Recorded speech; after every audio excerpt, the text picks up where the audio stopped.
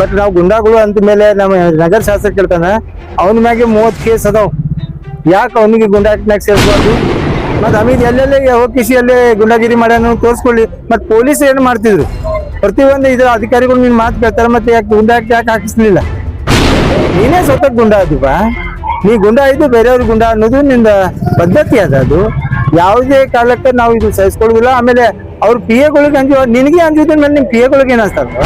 ನಿನಗೆ ಅಂಜುದಿಲ್ಲ. ನಾವು ನಿಮ್ ಪಿ ಎಗಳಿಗೆ ಚೇಲಾಗಳಿಗೆ ಅನ್ಸು. ದೇಶದ್ರೋಹಿ ಮಾಡುವಂತ ಕೆಲಸ RSS BJP ಅವ್ರ ಬಲ್ಲಿ ಅದ. ತಾವು ಪೇಪರ್ನಾಗ ಟಿವಿಯಾಗ ಮುಖಾಂತರ ತಾವು ನೋಡ್ತಾ ಇದ್ದೀರಿ. ಪಾಕಿಸ್ತಾನದ ಏಜೆಂಟ್ಗಳು ಯಾರ್ಯಾರು ಸಿಕ್ಕಿದ್ದಾರೆ ಅನ್ನೋದು ಅನ್ಸು. ನಿಮ್ ಚೇಲಾಗಳಿಗೂ ಮಗ್ಗಲ್ ತೊಗೊಂಡ್ಕಿಸಿ ಕೊಡೋಸ್ಕಿಸಿ ನಾವು ಮಾಡ್ತೀವಿ. ನಮ್ಗೆ ಅಷ್ಟು ಶಕ್ತಿ ದೇವರು ಕೊಟ್ಟಾನ, ನಿಮ್ಗೆ ಅಂಜುವಂತ ಅವಶ್ಯಕತೆ ನಮ್ಗೆ ಬೀಳಿಲ್ಲ.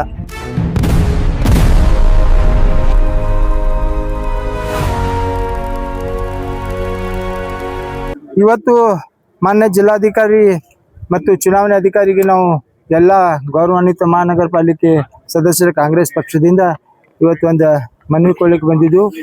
ಜಿಲ್ಲಾಧಿಕಾರಿಗಳು ಅವರು ಬೇರೆ ಕಡೆ ಹೋಗಿದ್ರಿಂದ ಅಪರ ಜಿಲ್ಲಾಧಿಕಾರಿ ಆದಂಥ ಔದ್ರಾಮ್ ಸಾಹೇಬರಿಗೆ ಭೇಟಿಯಾಗಿ ಕುಲಂಕಷವಾಗಿ ಬಹಳಷ್ಟು ಈ ಏನು SR ಬಗ್ಗೆ ಚರ್ಚೆ ಮಾಡೋದಿತ್ತ ಚರ್ಚೆ ಮಾಡಿದ್ದೀವಿ.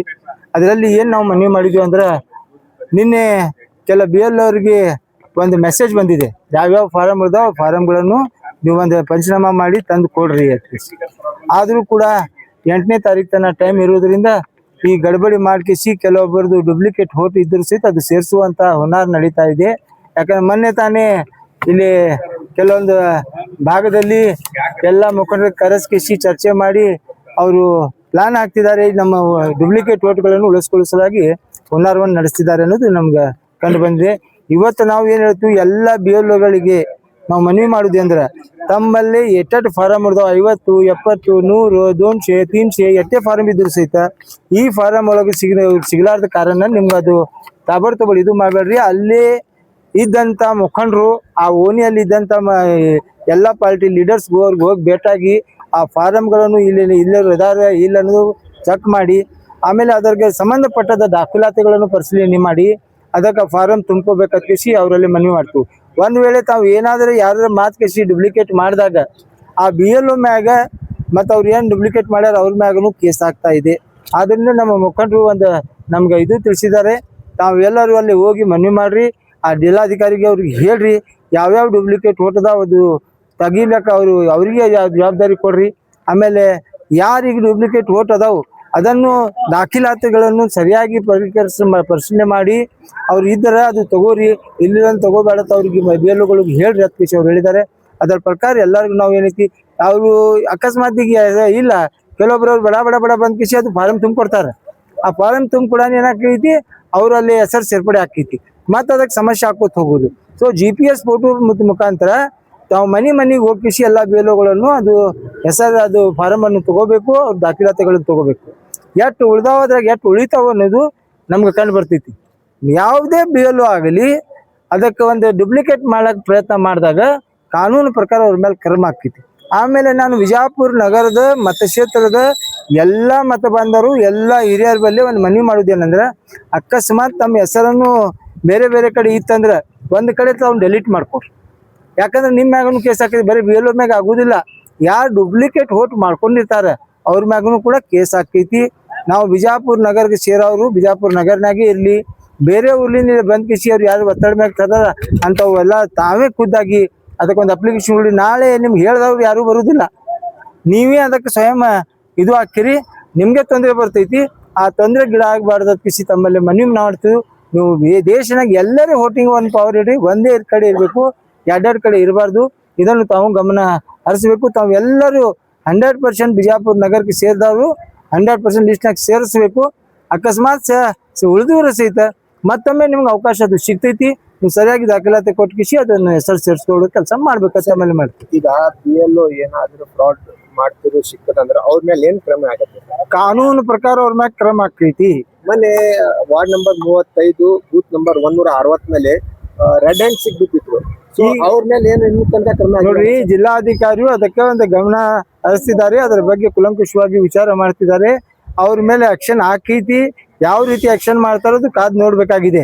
ಯಾಕಂದ್ರೆ ಈಗ ಒಮ್ಮೆ ಯಾರು BLO ಮೇಲೆ ಆಕ್ಷನ್ ಆಯ್ತಂದ್ರೆ ಉಳಿದ ಬಿ ಎಲ್ ಕೆಲಸ ಮಾಡಕ್ ತೊಂದರೆ ಆಕೈತೆ ಅನ್ನೋದು ದಿಶಾಲಿಂದ ಅವ್ರು ಏನೂ ಅದ್ರ ಬಗ್ಗೆ ಇದು ಮಾಡ್ತಾ ಇಲ್ಲ. ಬಟ್ ನಾವು ಮಾತಾಡಿದಾಗ ಅವ್ರ ಮ್ಯಾಗ ಆಕ್ಷನ್ ತಗೋತಿಲ್ಲ ಖುಷಿ ಹೇಳ್ತಾರೆ. ಡೇಟ್ ಮುಗಿದ ನಂತರ ಆಕ್ಷನ್ ತಗೊಂಡೇನು ನೋಡಿ ಆಕ್ಷನ್ ಯಾವಾಗಲೂ ಈಗ ನೀವು ಯಾವುದೇ ಒಂದು ಕಾನೂನಾಗ ನೀವೊಂದ್ ಕೇಸ್ ಆದಾಗ ನಿಮ್ ತಾಬಡ್ತೋಡ್ ಶಿಕ್ಷೆ ಸಿಗುದಿಲ್ಲ. ಅದ ಕೋರ್ಟ್ ಕಚೇರಿ ಇದು ಇರ್ತಾವ, ಅದ್ರ ಪ್ರಕಾರ ಅದು ಹೋಗ್ಬೇಕಾಗಿತ್ತು. ಕಾನೂನು ಒಂದ ನಾವು ಕೈಯಲ್ಲಿ ತಗೊಳಕ್ ಬರುದಿಲ್ಲ. ಅವ್ರೆಲ್ಲಾ ಜಿಲ್ಲಾಧಿಕಾರಿಗಳು ಹುಷಾರದಾರ, ಅವ್ರೆಲ್ಲಾರು ಯಾವ್ಯಾವ ತಗೋಬೇಕನ್ನೋದು ತಗೋತಾರ. ಅದ್ರ ಬಗ್ಗೆ ನಾವು ಸಾಕಷ್ಟು ಸಲ ಅವ್ರು ಕೂಡ ನಾವು ಮನವಿ ಮಾಡಿ ಅವ್ರು ತಗೋತಾರ ಅನ್ನೋದು ವಿಶ್ವಾಸ ನಮ್ಗೆ ಇದೆ. ಯತ್ನಾಳ್ ಅವರು ಕಾಂಗ್ರೆಸ್ ಮುಖಂಡರು ಗುಂಡಾಗಳಿದ್ದಾವೆ, ಕಾಂಗ್ರೆಸ್ ಗುಂಡಾಗರ್ದಿ ಮಾಡ್ತಾ ಇದ್ದಾರೆ ಅಂತ ಹೇಳ್ತಾ ಇದ್ದಾರೆ. ತನ್ನ ಪಿಎಗೆ ಕಾಂಗ್ರೆಸ್ ಮುಖಂಡ ಅಬ್ದುಲ್ ಹಮೀದ್ ಮುಷೀಫ್ ಅವರು ಅಂಜು ಹೋಗಿದ್ದಾರೆ ಅಂತ ಅದ್ರ ಮೇಲೆ ಅವರು ಸ್ಟೇಟ್ಮೆಂಟ್ ಇದು ಕೊಟ್ಟಿದ್ದಾರೆ. ನೋಡ್ರಿ, ಅಬ್ದುಲ್ ಹಮೀದ್ ಮುಷರೀಫ್ ಆಗಲಿ ಕಾಂಗ್ರೆಸ್ ಯಾವುದೇ ಮುಖಂಡರಾದ್ರಿ ಅಂತ ಗುಂಡಾಗಳಿಗೆ ಅಂಜುದು ನಮ್ಮ ತಾಕತ್ತ, ನಮ್ಮ ಶಕ್ತಿ ನಮ್ಗದ ಅವ್ರಿಗೆ ಮಾಡಿಸ್ತುದು. ಬಟ್ ನಾವು ಗುಂಡಾಗಳು ಅಂದ ಮೇಲೆ ನಮ್ಮ ನಗರ ಶಾಸಕ ಹೇಳ್ತಾನ ಅವನ ಮ್ಯಾಗೆ 30 ಕೇಸ್ ಅದಾವ, ಯಾಕೆ ಅವನಿಗೆ ಗುಂಡಾಟ್ನಾಗ ಸೇರಿಸಬಾರ್ದು? ಮತ್ ಗುಂಡಾ ಅವನು ಏನ್ ಯಾರು ಹಮೀದ್ ಮೇಲೆ ಹೆಸರ್ಲಿ ಕೇಸ್ ಅದಾವೇನ? ಮತ್ ಹಮೀದ್ ಎಲ್ಲೆಲ್ಲೇ ಹೋಗಿಸಿ ಅಲ್ಲೇ ಗುಂಡಾಗಿರಿ ಮಾಡ್ಯಾನ ತೋರಿಸ್ಕೊಳ್ಳಿ. ಮತ್ ಪೊಲೀಸ್ ಏನ್ ಮಾಡ್ತಿದ್ರು? ಪ್ರತಿಯೊಂದು ಇದ್ರ ಅಧಿಕಾರಿಗಳು ನಿನ್ ಮಾತು ಕೇಳ್ತಾರ, ಮತ್ತೆ ಯಾಕೆ ಗುಂಡಾ ಯಾಕೆ ಹಾಕಿಸ್ಲಿಲ್ಲ? ನೀನೇ ಸ್ವತಃ ಗುಂಡಾ ಅದೀಪ, ನೀ ಗುಂಡಾ ಇದ್ದು ಬೇರೆಯವ್ರಿಗೆ ಗುಂಡಾ ಅನ್ನೋದು ನಿಂದ ಪದ್ಧತಿ ಅದ. ಅದು ಯಾವುದೇ ಕಾಲಕ್ಕೆ ನಾವು ಇದು ಸಹಿಸ್ಕೊಳ್ಳುದಿಲ್ಲ. ಆಮೇಲೆ ಅವ್ರ ಪಿ ಎಗಳಿಗೆ ನಿನಗೆ ಅಂಜುದಿನ ಮೇಲೆ ನಿಮ್ ಪಿ ಎಗಳಿಗೆ ಏನ್ ಅನ್ಸ್ತಾರ? ನಿನಗೆ ಅಂಜುದಿಲ್ಲ. ನಾವು ನಿಮ್ ಪಿ ಎಗಳಿಗೆ ಚೇಲಾಗಳಿಗೆ ಅನ್ಸ್ತೀವ? ನಿಮ್ ಚೇಲಾಗಳಿಗೂ ಮಗ್ಗಲ್ ತೊಗೊಂಡ್ಕಿಸಿ ಕುಡಸ್ಕಿಸಿ ನಾವು ಮಾಡ್ತೀವಿ. ನಮ್ಗೆ ಅಷ್ಟು ಶಕ್ತಿ ದೇವರು ಕೊಟ್ಟಾನ, ನಿಮ್ಗೆ ಅಂಜುವಂತ ಅವಶ್ಯಕತೆ ನಮ್ಗೆ ಬೀಳಲಿಲ್ಲ. ಸರ್, ಲೋಕಲ್ ಅಧಿಕಾರಿಗಳು ನಗರ ಶಾಸಕರ ಕೈಗೊಂಬೆ ಆಗಿ ಕೆಲಸ ಮಾಡ್ತಾ ಇದ್ದಾರೆ ಅಂತ ಒಂದು ಆರೋಪ ಕೇಳಿ ಬರ್ತಾ ಇದೆ. ಅದ್ರ ಬಗ್ಗೆ ಇದು ಸತ್ಯ ಅದ. ಯಾಕಂದ್ರ ತಾವ್ ನೋಡ್ತೀರಿ ಎಲ್ಲ ಅಧಿಕಾರಿಗಳು ಈಗ ನಮ್ಮ ಮಹಾನಗರ ಪಾಲಿಕೆ ಆಯುಕ್ತರು ಅವ್ರಿಗೆ ಸ್ಟೇಟ್ಮೆಂಟ್ ಕೊಡೋಣ ಒಂದು ನೋಟಿಸ್ ಇಶ್ಯೂ ಮಾಡ್ತಾರೆ ಎಲ್ಲ BLOಗಳಿಗೆ. ಮತ್ತೆ ಇದು ಕೈಗೊಂಬೆ ಆಗಿ ಕೆಲಸ ಮಾಡ್ಲಿಕ್ಕಂದ್ರೆ ಏನದ ಅದಕ್ಕೆ? ಸರ್ಕಾರ ನಿಂದೆ ಇದೆ, ಜಿಲ್ಲಾ ಉಸ್ತುವಾರಿ ಸಚಿವರು ಕಾಂಗ್ರೆಸ್ದವ್ರು ಇದ್ದಾರೆ, ಸರ್ಕಾರನೂ ಕಾಂಗ್ರೆಸ್ ಇದೆ. ಈಗ ನಮ್ಮ ಉಸ್ತುವಾರಿ ಸಚಿವರು ನಾಳೆ ರವಿವಾರಕ್ಕೆ ಬರ್ತಾರ. ಆತರ ಎಲ್ಲ ನಾವು ಪಕ್ಷದ ಮುಖಂಡರು ಕೂಡಿ ಅವ್ರು ಕೂಡ ಚರ್ಚೆ ಮಾಡ್ತೀವಿ. ನಮ್ಮ ಪಕ್ಷನಾಗ ಇದ್ದಾಗ ನಮ್ಗೆ ಈ ತರ ಮೋಸ ಆಗ್ತಾ ಇದೆ, ಮತ್ತೆ ಅದ್ರ ಮ್ಯಾಗ ಆಕ್ಷನ್ ತಗೋರೋದ್ ಕೃಷ್ಣ ಅವ್ರ ಮನವಿ ಮಾಡ್ತೀವಿ. ಅವ್ರು ಮಾಡೇ ಮಾಡ್ತಾರಂದ್ರೆ ಅವ್ರ ಮ್ಯಾಗ ವಿಶ್ವಾಸ ಅದ ನಮ್ಗ. ಬಿಜೆಪಿದವರು ಕಾಂಗ್ರೆಸ್ದವರಿಗೆ ದೇಶದ್ರೋಹಿ ಅಂತ ಆರೋಪ ಮಾಡ್ತಾ ಇದ್ದಾರೆ. ಸಿಜಿಪಿ ಏನು ಜಂತರ್ ಮಂತರ್ನಲ್ಲಿ ಸ್ಟ್ರೈಕ್ ಕೂತಿದ್ದಾರೆ, ಅದಕ್ಕೆ ಸಪೋರ್ಟ್ ಮಾಡ್ತಾ ಇದ್ದಾರೆ. ಕಾಂಗ್ರೆಸ್ದವರಿಗೆ ದೇಶದ್ರೋಹಿ ಅಂತ ಹೇಳಿದ್ದಾರೆ. ಅದರ ಬಗ್ಗೆ ಸರ್ ನಾವೇನ್ ಹೇಳ್ತೀವಿ? ಸರ್ ನೋಡಿ, ದೇಶದ್ರೋಹಿ ಮಾಡುವಂತ ಕೆಲಸ RSS BJP ಅವ್ರ ಬಳಿ ಅದ. ತಾವು ಪೇಪರ್ನಾಗ ಟಿವಿಯಾಗ ಮುಖಾಂತರ ತಾವು ನೋಡ್ತಾ ಇದೀರಿ. ಪಾಕಿಸ್ತಾನದ ಏಜೆಂಟ್ಗಳು ಯಾರ್ಯಾರು ಸಿಕ್ಕಿದ್ದಾರೆ ಅನ್ನೋದು ತಮ್ಗೆ ಗೊತ್ತಾಗ. ಸೊ ಅದನ್ನು BJP ಅವರು ನಮ್ಮ ಮ್ಯಾಗ ಹಾಕುದು ಅದು ಖಂಡನೀಯ ವಿಷಯ. ಅವರು ಸತಾಕೆ ಅದಕ್ಕೆ ದೇಶದ್ರೋಹಿ ಅದ. ಅವರು ಜಂಜಿ ಯಾರು? ಅವ್ರು ಯಾವ ಪಾರ್ಟಿಗೆ ಸೇರಿದವರು? ಅವ್ರು ಯುವಕರು, ಅವ್ರು ಯಾವ ಪಾರ್ಟಿಗೆ ಸಂಬಂಧ ಇಲ್ಲ. ಅವರು ವಿದ್ಯಾವಂತರು, ವಿದ್ಯಾ ಸಲುವಾಗಿ ಅವರು ಮಾಡ್ತಿದ್ದಾರೆ. ಅವ್ರು ವಿದ್ಯಾರ್ಥಿಗಳಿಗೆ ನೀವು ಈ ತರ ಮಾಡ್ತೀರಿ ಅಂದ್ರೆ ನೀವು ಅದು ಪ್ರೂವ್ ಮಾಡ್ಕೊಡ್ಬೇಕಲ್ಲ. ನಿಮ್ಗ ನೈತಿಕತೆ ಏನಾದ್ರು ಇತ್ತಂದ್ರ ಧರ್ಮೇಂದ್ರ ಪ್ರಧಾನಿಗೆ ಇನ್ನೂ ತನ ನೀವು ರಾಜೀನಾಮೆ ಕಳಿಸ್ಬೇಕಾಗಿತ್ತು. ಈ ದೇಶದಂತೆ ಎಲ್ಲ ಜನಜೀಗಳು ಅದಕ್ಕೆ ಹೋರಾಟ ಮಾಡ್ತಾ ಇದ್ದಾರೆ. ಬಹಳಷ್ಟು ಮಂದಿ ಎಲ್ಲ ಪಾರ್ಟಿಯವರು ಅದಕ್ಕೆ ಸಪೋರ್ಟ್ ಮಾಡ್ತಾ ಇದ್ದಾರೆ. ಯಾಕೆ ಮಾಡ್ತಾ ಇದ್ದಾರೆ? ಅದು ನಮ್ಮ ದೇಶದ ಭವಿಷ್ಯ. ನಮ್ಮ ದೇಶ ಸಲುವಾಗಿ ನಾಳೆ ಭವಿಷ್ಯ ದೇಶದದು. ಅಂಥವ್ರಿಗೆ ದೇಶದ್ರೋಹಿ ಅಂದಾಗ, ಪಕ್ಷಕ್ಕೆ ದೇಶದ್ರೋಹಿ ಅಂದಾಗ ತಾವು ಮಹಾನ್ ದೇಶದ್ರೋಹಿ ಅದಿರಿ. ತಾವು ದೇಶದ್ರೋಹಿ ಇದಿರಿ.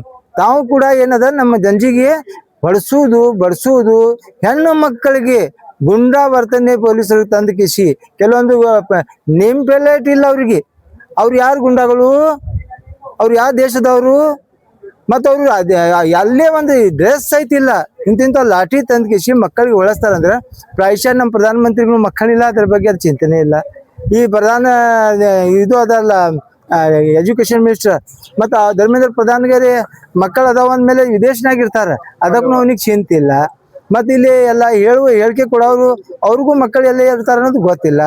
ತಮ್ಮ ಮಕ್ಕಳಿಗೆ ಬೇರೆ ಕಡೆ ಕೊಟ್ಕಿಸಿ ಈ ಮಕ್ಕಳನ್ನು ನಮ್ಮ ಮಕ್ಕಳು ಇರತ್ತಾಗ ಹೇಳ್ತಲ್ಲ ಒಂದು ಗಾದಿ ಮಾತು, दूसरा का बच्चा रहा तो सिर दर्द है, अपना बच्चा रहा तो दर्द है. ಸೊ ಬೇರೆ ಮಕ್ಕಳ ಅನುಕೂಲನೇ ಈ ತರ ತಾವು ಮಾಡ್ತಾ ಇದೆಯಲ್ಲ, ಇದು ನಾಳೆ ನಿಮ್ಗೆ ಅದಕ್ಕೆ ಉತ್ತರ ಕೊಡ್ಬೇಕಾಗ್ತೈತಿ. ನಿಮ್ಗೆ ಅದು ಉತ್ತರ ಆ ಜಂಜಿಯವರು ಕೊಡ್ತಾರ. ಇಡೀ ದೇಶಕ್ಕೆ ಅದು ಒಂದು ಮಾದರಿ ಉತ್ತರ ಅನ್ನೋದು ಈ ಇದ್ರ ಮ್ಯಾಗೆ ತೋರಿಸ್ತಾ ಇದ್ದಾರೆ. ಅವ್ರು ಮಾಡಿ ತೋರಿಸ್ತಾರ. ಸುಮ್ಕೆ ಅಲ್ಲದ ಸಲ್ಲದ ದೇಶದ್ರೋಹಿ ಅದು ದ್ರೋಹಿ ಅಂದ್ರೆ ನೀವೇ ದೇಶದ್ರೋಹಿ ಇದೀರಿ, ನೀವೇ ಸತಾ ಹೇಳ್ಕೊಳಕತ್ರಿ ಅನ್ನೋದು ಈ ಸಂದರ್ಭದಲ್ಲಿ ನಾನು ಹೇಳಿಕೆ ಬಯಸ್ತೀನಿ.